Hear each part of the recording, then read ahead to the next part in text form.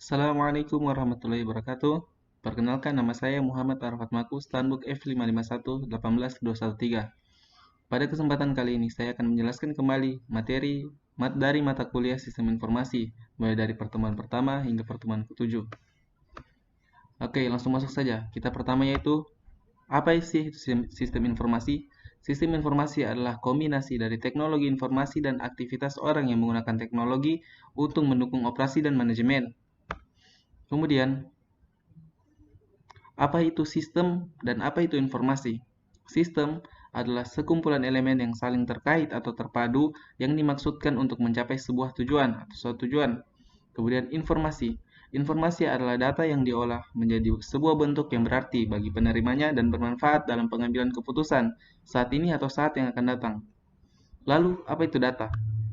Data Data adalah deskripsi tentang benda, kejadian, aktivitas, dan transaksi yang tidak mempunyai makna. Jadi, informasi itu adalah data yang diolah. Kemudian, tujuan sistem informasi. Tujuan sistem informasi itu ada 3, yaitu yang pertama, mendukung fungsi kepengurusan manajemen, yang kedua, mendukung pengambilan keputusan manajemen, yang ketiga, mendukung kegiatan operasional manajemen. Kemudian kemampuan sistem informasi. Kemampuan sistem informasi sendiri ada 8. Yang pertama, melaksanakan komputasi numerik yang besar dengan cepat. Kedua, menyediakan komunikasi yang murah, akurat, dan cepat. Yang ketiga, menyimpan informasi yang besar di ruangan yang kecil serta mudah diakses. Yang keempat, akses informasi yang banyak dengan cepat dan murah.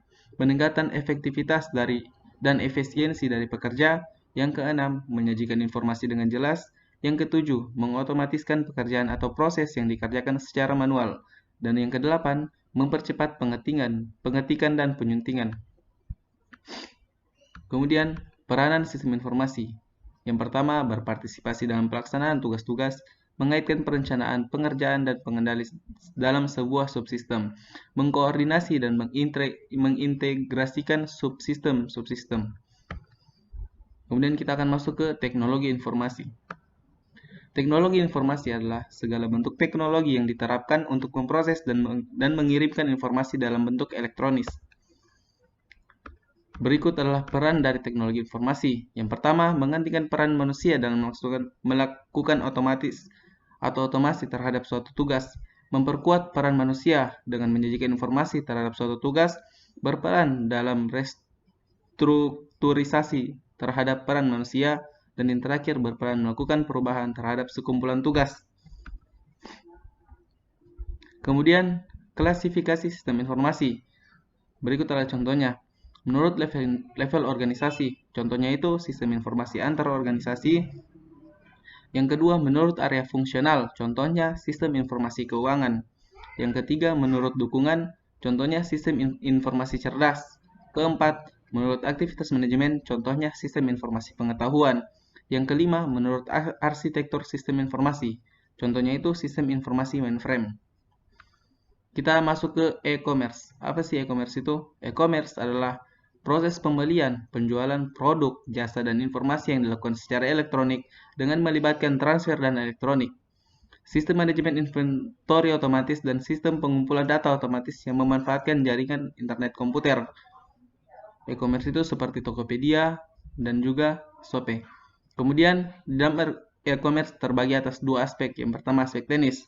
Aspek teknis adalah aspek rehabilitas teknologi elektronik sebagai inti serta piranti pendukungnya dalam hubungannya sebagai media niaga, yang meliputi 4. Yang pertama, situs web, jaringan komunikasi data, protokol komunikasi data, dan antarmuka pemakai.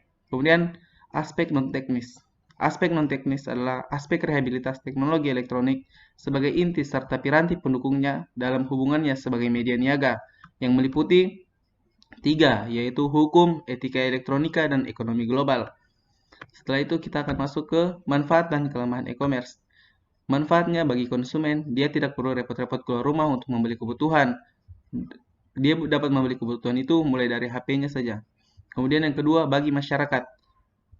Masyarakat dapat berbisnis tanpa keluar rumah. Dan bagi pebisnis, lingkup penjualan lebih luas. Dia dapat menjual ke daerah yang sebelumnya tidak dapat dia jangkau. Ya, kemudian kelemahan. Apa sih kelemahannya? Yang pertama, biayanya tinggi. Kekhawatiran dalam masalah keamanan, alat penjualan belum mapan atau tersedia.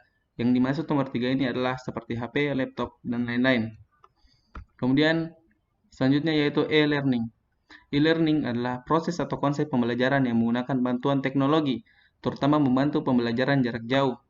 Contohnya itu seperti Zenius, terus coding, apa itu? Kemudian apa sih keuntungan e-learning?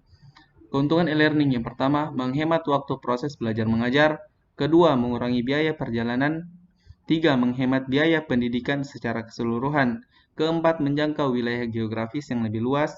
Lima, melatih pembelajar lebih mandiri dalam mendapatkan ilmu pengetahuan. Kemudian e-government. E-government adalah penggunaan teknologi informasi dan komunikasi untuk meningkatkan kinerja proses pemerintahan. Ada 4 pilar utama dari e-government. Yang pertama adalah aktor atau orang, kedua prosesnya, ketiga teknologi, dan keempat resource atau sumber daya. Plan TI adalah implementasi dan pemanfaatan teknologi informasi di lingkup pemerintahan. Merupakan salah satu aspek penting yang perlu dikembangkan untuk meningkatkan kualitas kinerja penyelenggaraan, kegiatan pemerintahan, dan sekaligus meningkatkan kualitas layanan kepada masyarakat. Namun demikian, lembaga atau organisasi pemerintahan tidak bisa secara gegabah mengeluarkan investasi untuk implementasi teknologi informasi. Perlu diperhitungkan cost dan benefit, biaya dan keuntungan yang dihasilkannya. Organisasi membutuhkan semacam blueprint yang sering disebut IT Master Plan atau IT Strategic Plan sebagai dasar organisasi dalam mengimplementasi teknologi informasi. Maksud dari penyusunan Master Plan Teknologi Informasi adalah menjadi dasar bagi perencanaan dalam investasi dan implementasi teknologi informasi, menjadi acuan implementasi jangka panjang dalam pengembangan sistem informasi, guna mendukung visi dan misi pemerintahan melalui penyusunan. Yang pertama, kerangka pemikiran dasar, kedua, arsitektur pengembangan, ketiga, solusi pentahapan pengembangan, dan keempat, rencana proyek implementasi. Mungkin sekian saja materi yang dapat saya sampaikan. Lebih dan kurangnya mohon maaf. Terima kasih. Wassalamualaikum warahmatullahi wabarakatuh.